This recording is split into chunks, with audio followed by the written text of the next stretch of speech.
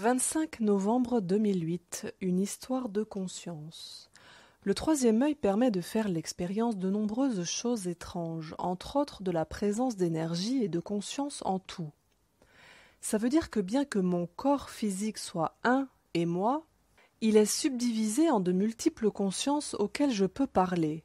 Les organes, on peut leur parler à chacun et savoir ce qui va ou ne va pas, ou encore le sang, les veines, les artères, les molécules, etc.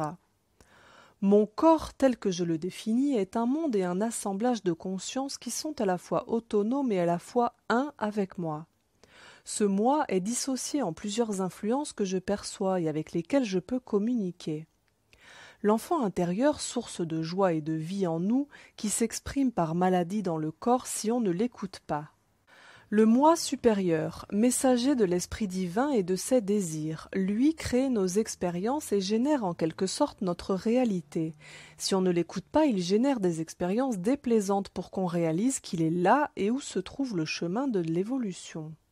L'ego, celui qui est le plus présent et le plus puissant en nous, qui prend les commandes presque tout le temps. Tous ont une conscience et sont une énergie. Ils sont réels puisque création de l'esprit divin. Tous sont un et forment ce que Christophe est. Mais à un moment, Christophe s'aperçoit qu'il n'est qu'un assemblage d'énergie et d'influence. Il s'aperçoit qu'il n'est pas vraiment cela, mais le créateur et le spectateur de cela, qu'il est une conscience. Que sa conscience est attachée à cela et crée Christophe sans se soucier du reste simplement parce qu'elle ne regarde que là. Et que si elle regarde autour d'elle, elle voit une multitude d'autres consciences qui regardent des choses de même niveau, de niveau plus profond ou de niveau plus élevé.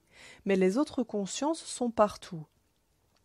Étant tous des consciences, nous avons tous cette faculté à devenir autre chose, simplement nous déplacer totalement ou partiellement. Donc déplacer notre conscience. Mais surtout, nous finissons par réaliser que nous pouvons nous étendre. Nous sommes une lumière qui éclaire une part de réalité, et ce cercle de lumière peut s'étendre absolument dans toutes les dimensions, y compris des dimensions que nous ignorons dans l'endroit d'où nous partons, c'est-à-dire dans des endroits que nous avons laissés dans l'obscurité. Si la conscience nettoie son champ de vision et sait ce qu'elle doit regarder, alors elle le voit et peut faire un avec. Plus elle nettoie, plus elle peut monter. Tout ce qu'une conscience perçoit est un avec elle. Elle en est le spectateur, elle en est l'objet et elle est même l'action de regarder. Puisque les sens sont sa propre création, par moments elle peut faire l'expérience de la disparition des sens et pourtant elle l'est toujours. Et pire encore, elle perçoit bien mieux, mais autrement. Plus elle nettoie, plus elle monte, plus elle prend du recul sur sa création, et donc elle-même, et intègre chaque morceau comme étant à la fois unique et individuel, et en même temps comme étant un avec elle. Le mental étant sa propre création, elle décide de le faire passer de maître en serviteur. C'est un outil qui a été efficace pour s'exprimer ici, mais qui est inadapté pour monter plus haut. L'esprit divin est le seul qui l'est. Donc il est nécessaire de lâcher le mental pour monter. Voici un exemple très simple qui explique pourquoi le mental ne peut pas appréhender les dimensions supérieures de la réalité. Cite un peu plus bas. Tout est issu de nous et nous sommes tous un. Dans le flot d'énergie, le lutin existe et est un avec nous. S'il se présente dans mon monde, c'est que c'est un outil créé par ma conscience pour permettre de résoudre un problème qui l'empêche d'évoluer, tout comme Christophe l'est. En fait, le moi supérieur a accès à l'esprit divin qui sait tout à un niveau multidimensionnel incompréhensible pour le mental. Il se contente donc de donner la meilleure solution pour évoluer et c'est tout. S'il dit que je dois gambader avec les lutins, je le fais. S'il dit que je dois faire l'expérience du divin dans un supermarché au lieu de le faire dans une église, je le fais.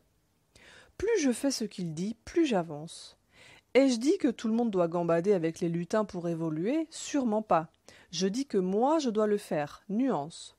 Faites ce que dit votre esprit divin.